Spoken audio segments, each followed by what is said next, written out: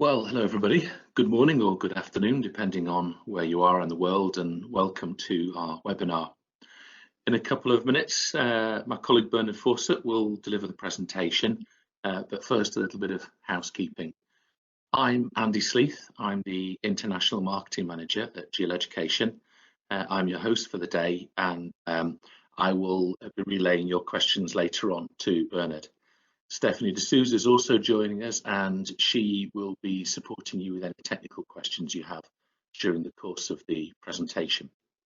So during the course of the presentation, if you have any problems, any sound issues, please use the chat box and address your question to the panelists, and Stephanie will pick those up for you. We'll have everybody on mute during the course of the presentation so that we can keep to schedule. But if you have any questions that you'd like to relay to the presenter, put those in the Q&A box and address those to the host, that's myself, and I'll pass those on to Bernard at the end. Okay, we are recording this presentation, and we will endeavour to get this out by the end of this week for you so that you can share it with your colleagues now at the start of the what's going to be probably an interesting academic year. So without further ado, I'll hand it over to Bernard. Thank you, Andy, and good morning, good afternoon, or good evening to you wherever you are in the world. Thank you for joining us today. And just to introduce myself, I'm Bernard Fawcett, and I'm one of the international consultants at GL Education.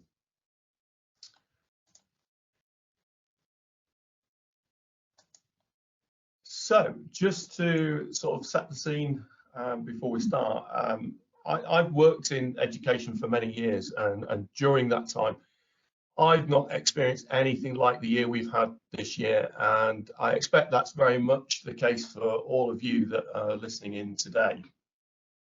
If we reflect for a moment on the impact of COVID-19, at the peak back in April, nearly all of the world's learners were affected. The experience across the world has differed wildly from countries such as Taiwan, where schools were actually only closed for a very short period of time, to others where the closures have lasted for several months. At this stage, no one really knows what the impact of all this will be, or whether there will be further disruption to come. But talking to the many schools that we work with around the world, we're hearing about the hard work that teachers are putting in and their optimism for getting students learning back on track. So today's webinar is a discussion around those conversations we are having with schools, and a look at some of the challenges as students start to return to school and how we can help and support you. So just to sort of reflect a little bit on remote learning. So one of the initial challenges faced by schools was, how do we ensure the continuity of education for our students if we must work remotely? Some schools were better prepared than others for this, and some students had better access to communication technology, so they could continue learning. Teachers all over the world were looking for resources and support to help them understand this, but actually, and surprisingly, there was very little research that had been carried out into the most successful methods for remote learning. And organisations like the Education Endowment Fund and UNESCO started to gather evidence from some quite diverse contexts to try and help. When you look at the number of adults who drop out of online courses, it was concerning to many as to how we actually keep young people engaged and motivated to learn. So this has been an extremely challenging time for teachers and parents who've had to step in to help.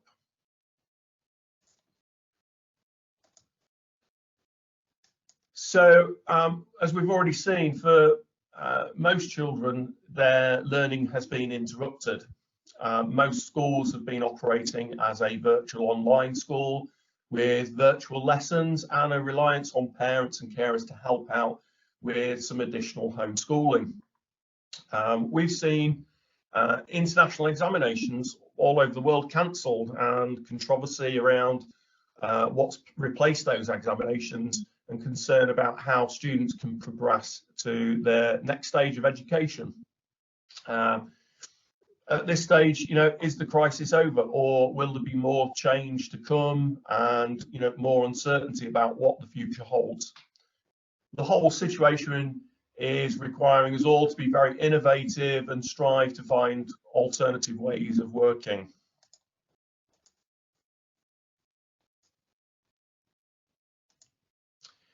So it's been a challenging year for schools. They've been working to ensure continuity of education, have had to do that by adapting quickly and often working without guidelines. They've had to continue delivering, measuring and validating learning whilst at the same time looking after the well-being of their staff and their students. Student enrolments also suffered, with students forced to drop out of schools, and schools also finding it very difficult to recruit new students and complete their admissions processes due to restrictions being in place, and actually getting students in school to carry out those processes has been quite difficult.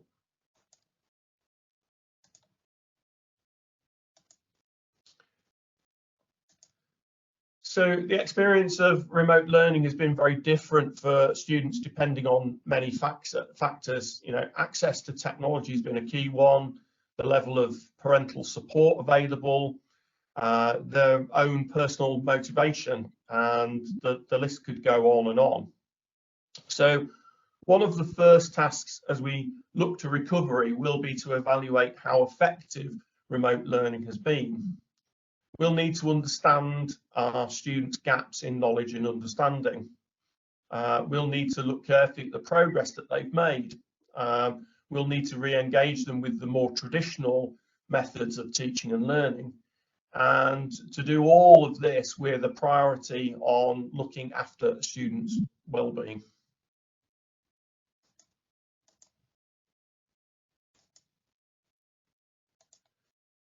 So over the last few months, we've had countless conversations with teachers and school leaders.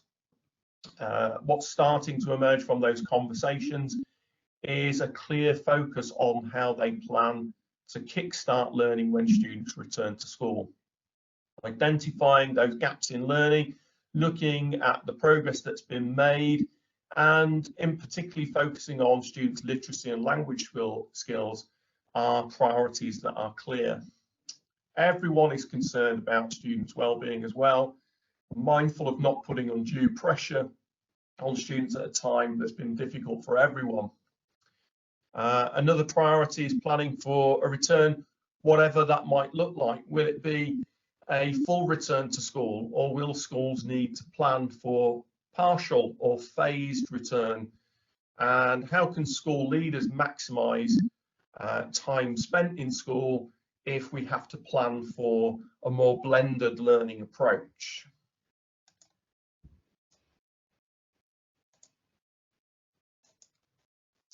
So one of the key discussions that we're hearing about is whether to test students in the first few weeks of a return to school or not.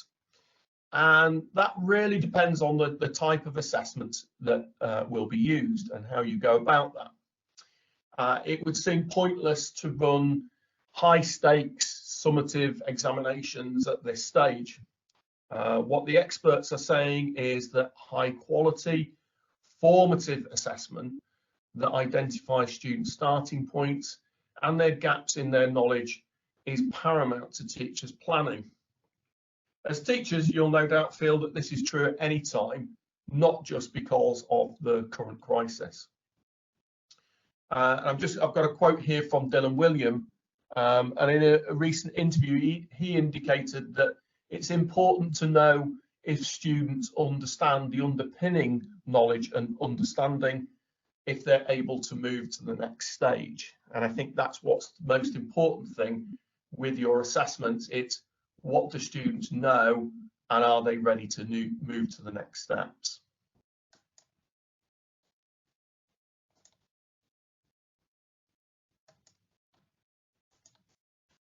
So echoing the words of Daisy Christodoulou, we provide assessments that don't just measure ability and knowledge, but probe further into pupil performance. Once teachers have data about their pupils, they can provide appropriate support and challenge for groups and individuals. Teachers need to know the strengths, the knowledge, the skills, and the areas for development of their pupils in order to maximise learning and enhance progress. It's also useful for teachers to know and understand any barriers to learning that may be stopping pupils from reaching their full potential. Teachers are key in bridging the gap between what pupils do not know and cannot do and their potential for learning. With an eye on students' well-being, the way teachers use the data will be important. Nicola Lambros, who's written our past interventions, says that we shouldn't blame individuals for their lack of knowledge and understanding. It's the situation that we find ourselves in that has created the differences in attainment, and it's the teacher's role to work with the whole group of students and support them to move forward. Identifying patterns within a group will therefore be critical.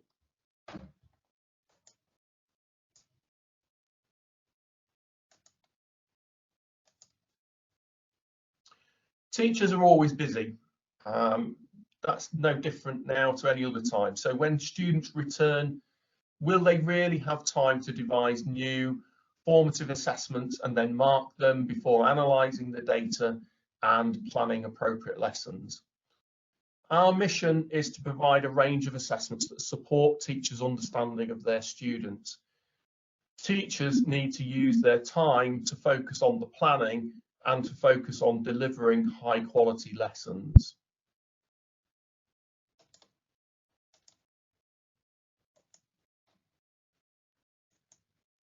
So, as I've mentioned already, the experiences of schools around the world has been very different. Schools in Hong Kong were able to return for a few weeks before the end of last term. As you may know, schools in Hong Kong have now had to return to remote learning for the time being.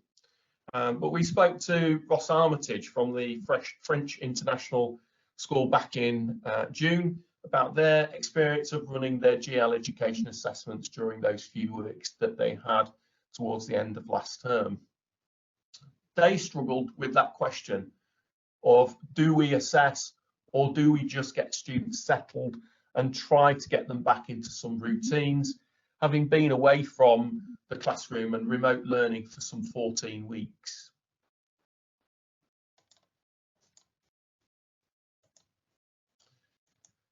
They actually decided to go ahead, and they completed their assessments as they would normally at the end of the year, because the data was going to give them the information that they needed to plan for the start of the next academic year. That information will be even more valuable in supporting remote learning again, as they know which students are most in need of the intervention and support.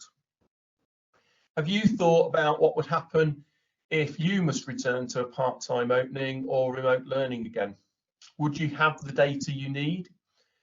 Is there an opportunity, if you have some limited time with students in school, for example, to run an assessment day which could give you the data you need to plan for future blended or remote learning?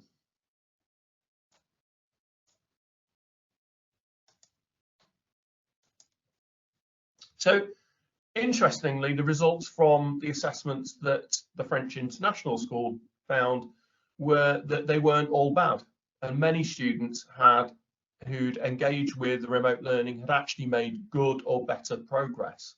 So we shouldn't assume that students will have gone backwards or made no progress during this time.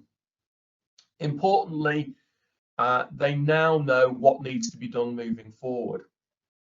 Ross also explained how they were able to complete some admissions testing using our placement test during a few days that they were allowed to have students to visit the school and have a look around as part of their admissions.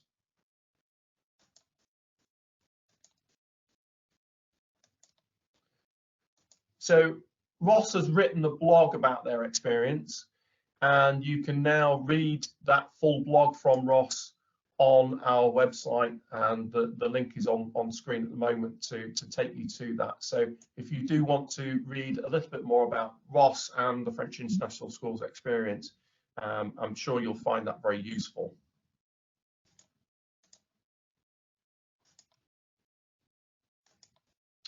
So we now start to look at the priorities in a bit more detail, and we'll start with one of the key ones which has been coming out from our conversations, and that's identifying gaps in learning. And let's look at how our progress tests can help with that.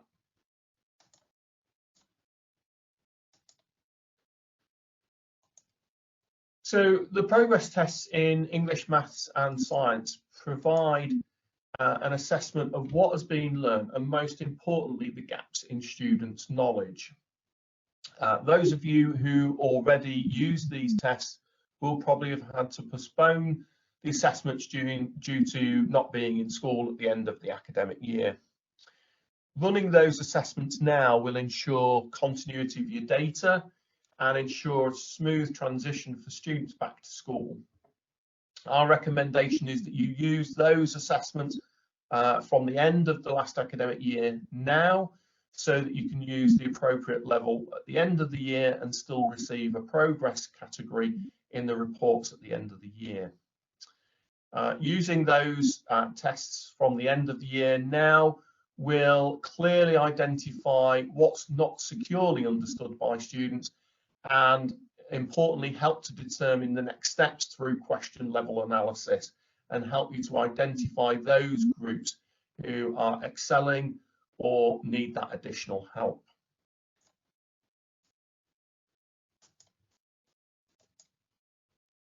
So one of the key elements of the reporting which will help you with that planning is the content analysis.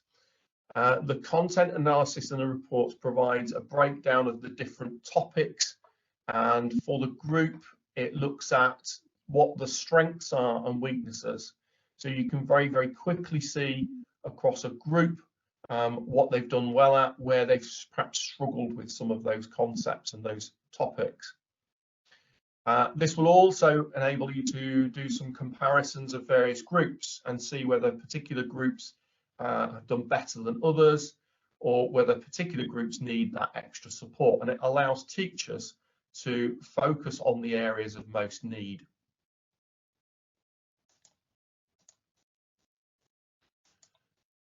The other part of the report which will be extremely useful is the question level analysis.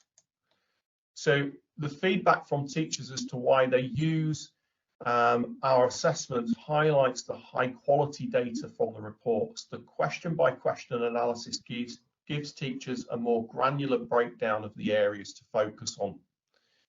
This report shows how the group have performed for each question when compared against the norm, which is shown by the pink line.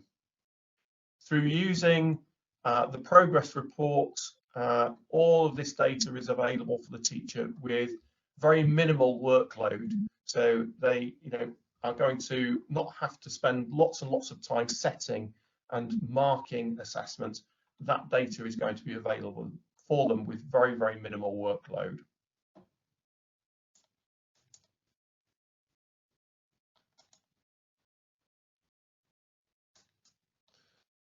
So just going to spend a few moments looking at the combination report. So using ability data from your Cat 4 assessments can also provide valuable indications of gaps in gaps between students' ability and their attainment. The combination reports compare Cat 4 scores with the progress scores and give you a progress discrepancy, making it very easy to identify those students who are exceeding their expectations and those who are going to be in need of further support. I realise that some of you joining us today may follow different curricula, and therefore the types of progress measures you may use may differ. But you'll still be able to use the Cat 4 data to triangulate with other attainment data. And we have several case studies on our website that look at how those schools have done this, and the example on the screen, the Sheikh Zayed Academy, is just one example of those schools who've used Cat4 data alongside other attainment data to actually identify those students who need that extra support.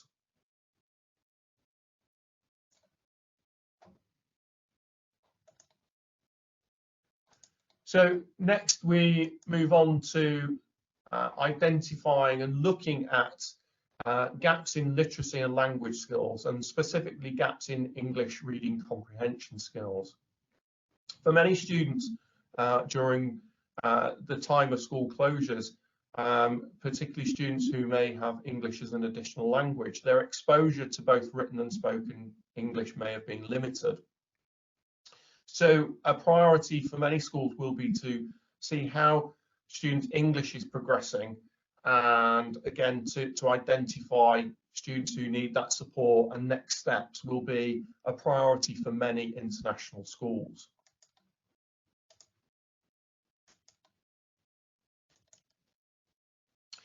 So now we're going to have a look at how the new group reading test can help.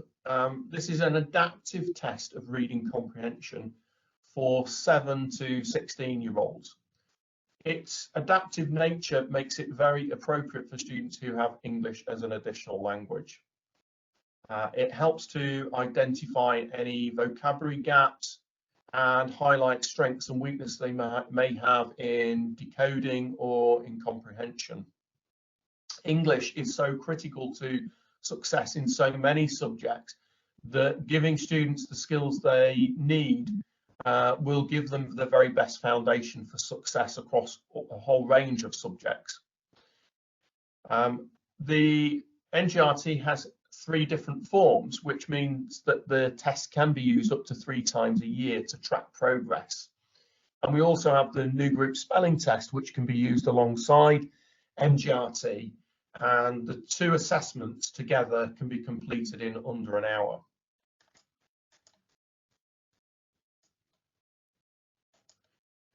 So the NGRT not only gives you a reading age and a standard age score, but it gives very detailed reporting, including a narrative that teachers can use to support next steps. Again, teachers tell us of the value these reports have when supporting their students. It's the detail in the reporting that teachers can use to plan the next steps for individuals and groups of students.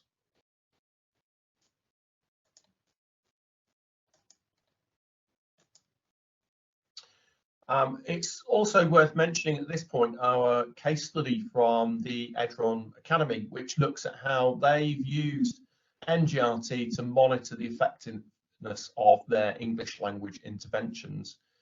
And some of the key takeaways from this case study are that they managed to identify verbal deficit using Cat4, which was a good starting point for identifying literacy intervention needs. And NGRT then allowed them to reliably investigate and look at the impact of the interventions that they were putting in and to determine those next steps. The broad range of data within the NGRT report helps the school to monitor literacy interventions at that granular level.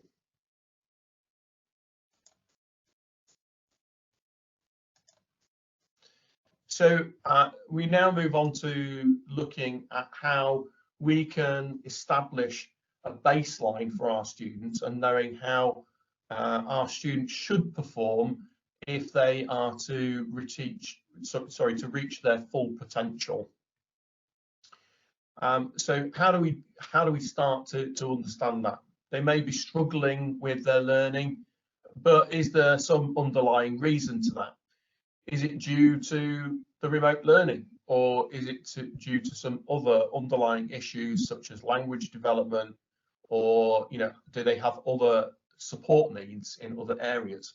Establishing a baseline for students is always going to be important to truly understand your students' potential. So now really is no different in terms of trying to find out what is students' potential.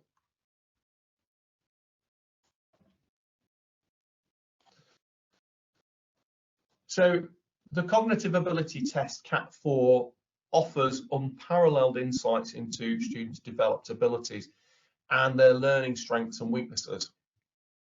We often use the phrase shine a light on hidden talent, and using the CAT4 will help you to identify students who are gifted and talented or need more general support. Low quantitative scores may indicate that a student will need support with their numerical subjects. So, numerical problems in maths may be an issue that they need support with. Low verbal scores will indicate the need for more language support. Students' weaknesses may have been magnified by the lost learning. So the earlier that we have the data and we can intervene with students, the better.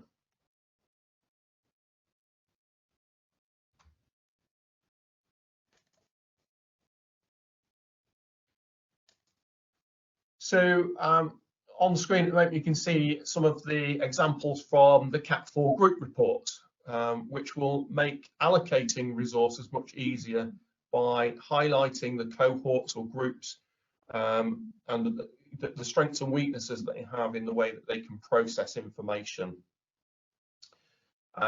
It'll help you as a senior leader to understand, which groups need to be pushed further, who needs that extra help with language, where do we need to allocate the resources to support teachers and the students. The data from these top level reports will help you to spot what needs to be done and where the priorities are.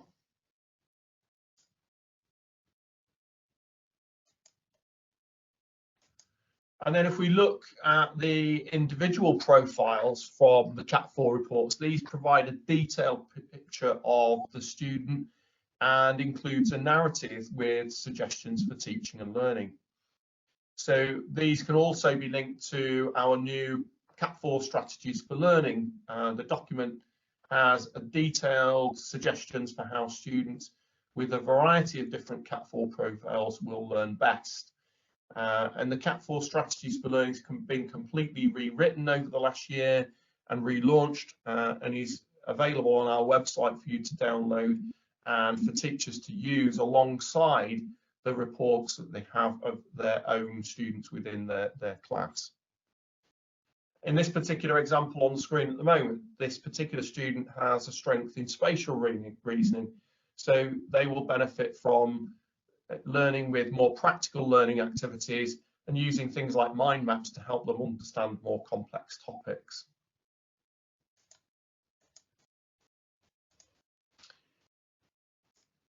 And let's not forget the indicators available in the reports as well. So from level D, CAT4 provides indicators for IGCSE, A-level, CBSE, IB, and this can be used to help students with their subject choices and setting appropriate targets. The setting of appropriate and challenging targets for students will be all the more important now if they're to reach or even exceed their full potential. So it's very important that we sort of think about the expectations of students. How would we expect them to perform under normal circumstances? Are they struggling given the current circumstances? What can we do to help them to reach their full potential that they would any time?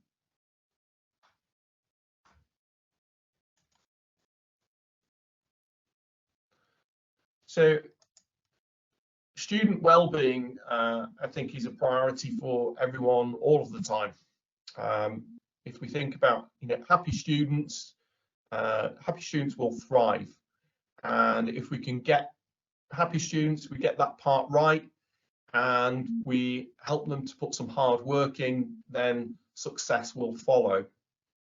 I think teachers are even more aware of how their students' attitudes and their mindset can have an impact on their success, and we have to support students in the right way to ensure that they reach their full potential.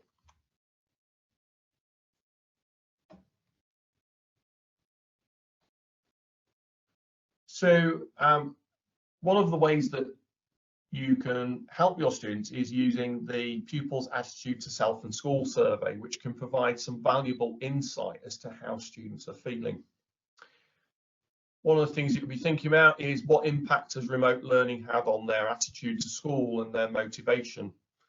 Often students will hide their feelings and we can't tell how they're truly thinking and feeling. The reports from PASS can show trends across groups of students and help to identify the individuals most in need. Put this alongside your ability and attainment data and you start to build a complete picture of each student. We also now have the PASS interventions to support school staff with suggestions to support students at the whole school, at class level and individual level as well.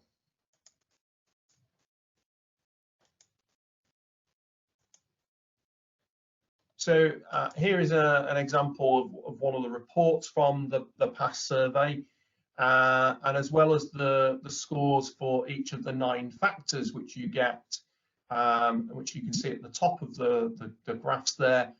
We also use the traffic light system to help you quickly identify where support is required. And again, you can do this at whole school, cohort level and class level. This will help you to quickly compare groups of students. You know, are there particular issues with a particular year group, boys or girls, particular classes, and you can then allocate the resources to support those groups of students who are most in need.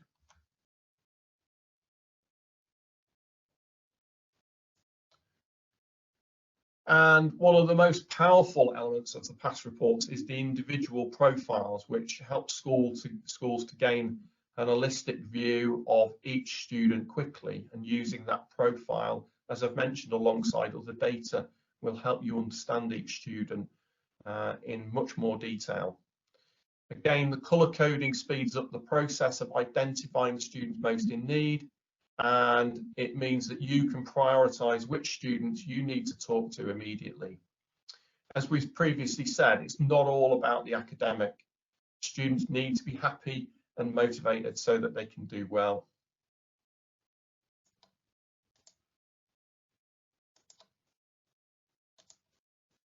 So our PASS interventions have been very much welcomed by schools since they launched around about a year ago.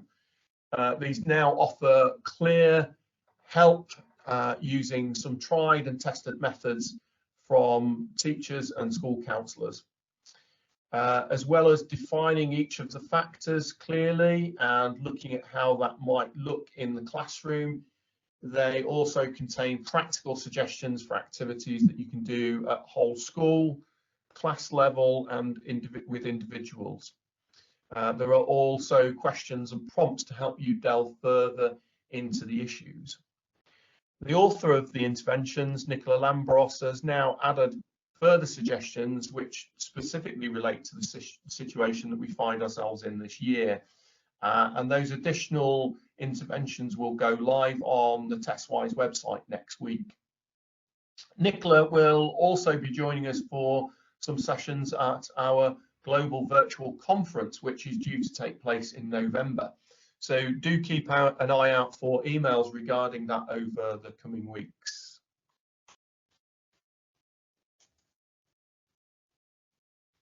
So I would just like to draw your attention at this stage to a new case study which we've just published on our website. And this has been written by Michael Browning, who is head of Year 7 at the Garden International School in Kuala Lumpur. And Michael had started looking at using Cat4 data and combining this with PASS data to identify fragile learners, and he'd started all of that work before the lockdown happened. The data they'd collected helped them to identify students most at risk, and when they had to switch to remote learning, they were able to keep an eye on the students they felt were most likely to struggle with this method of learning. Michael and his team started to use some different techniques such as celebrations. So they started to celebrate success to boost students' morale. And they found this was very, very useful. Because of the interventions that Michael and his colleagues put in place during this time, students were still able to make good progress. And there's a link on the screen there at the moment, so if you'd like to read the full case study from Michael, it's on our website now. So as we start to look at how all of this can come together, this is our timeline, which many of you will be familiar with, as this is our recommendation for the process that you would go through during any normal year. But this year has been far from normal. So you might want to rethink your priorities and how you schedule your assessments over the coming year. You'll no doubt want to establish a baseline for students and then monitor their progress and well-being throughout the year. But how would that look different this year to any previous years? So here is a possible timeline for how things might look this year. So as we've already seen, schools are telling us that the priority will be to identify gaps in learning as well as gaps in literacy and language. So that means that most schools are planning to complete the progress tests and the new group reading tests that would normally have been done at the end of last academic year in the first few weeks after students return to school. This will give them the information to plan those next steps. But obviously attainment is only part of that picture, and students will need to establish expectations based on students' ability using Cat 4. And we expect that this will be done at some point during the first half or first full term back to school. We all know, as we've talked about, how important student wellbeing is, and once students have started to settle back into school routines, using the PASS survey will help to identify the individuals and groups who need that extra support. And we expect this is likely to be within the first 4 to 6 weeks of returning. We'll then sort of expect to return to the progress tests and the new reading test later in the academic year to review students' progress and see how students have performed during that year.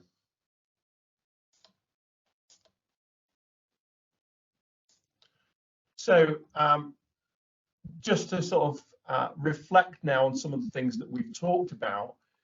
So we've looked at some of the key challenges schools are facing when they return, and we've also considered the ways that schools can use our standardised formative assessments to identify those learning and wellbeing priorities.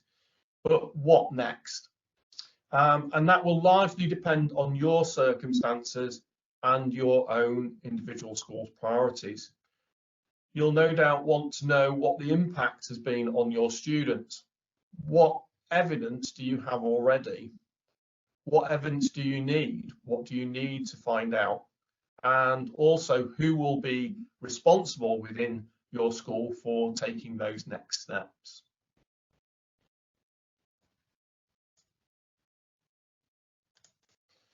So if we just have a look at those next steps, we are here to help and support your schools. We have some dedicated pages on our website which cover each of the priorities that we've discussed today and how to use our assessments to give you the data you need. You can also get in touch with our team and they will be able to answer your questions and advise you about next steps. And you will also be thinking about how best to support your colleagues and give them the professional development they need. So over the coming weeks, we'll be running a series of webinars that will focus on each of the priorities separately, which will be for those colleagues with those specific responsibilities so that they can look at that in a bit more detail. We also have a webinar this Thursday, which will outline the range of training which will be available over the coming weeks, and that will explain which will be the most appropriate forms of training for different colleagues within school. We also have a wealth of case studies, some of which I mentioned during this session. There are webinar recordings and lots more details about the training available to support your colleagues on our website. And don't forget to look out for our virtual conference, which I mentioned, which will be taking place in November. So thank you for joining us today. We do now have an opportunity for you to put forward some questions via the Q&A. So I'm now going to hand back to Andy, who is going to ask those questions on your behalf. Andy. Thanks, Bernard. Thank you very much indeed. And I would like to take the opportunity just to reinforce a couple of the points that Bernard made on that last slide. We've moved an awful lot of our normal face-to-face training online. We've got new self-guided courses on there. There are charges for some of this training, but an awful lot of it is free and it's very good. So I would encourage you to look at the website and sign up for the webinar on Thursday, where we'll go through those options. Particularly useful for school leaders to identify what the most appropriate offering might be for their staff. The other thing, Bernard talked about the case study from Garden School. We'll include the link when we send the recording out, because you may struggle to click through from that on the recording, but I would recommend it. And I think one of the key things there was that Michael was saying that a lot of these interventions aren't things you've never heard of before, but the way they were just nicely aligned in with the particular challenges just made it very easy to implement them and